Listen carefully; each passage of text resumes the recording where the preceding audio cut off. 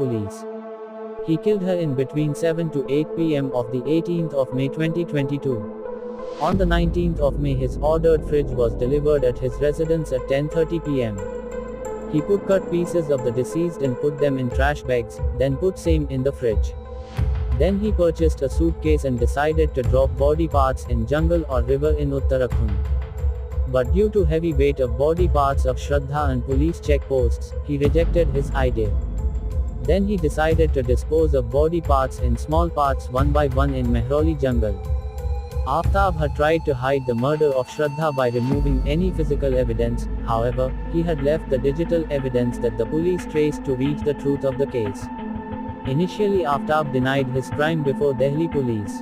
But then police checked his mobile and his location through his mobile. A burst reveal sparkled when police checked his bank statement, which showed through an app Rs. 0.54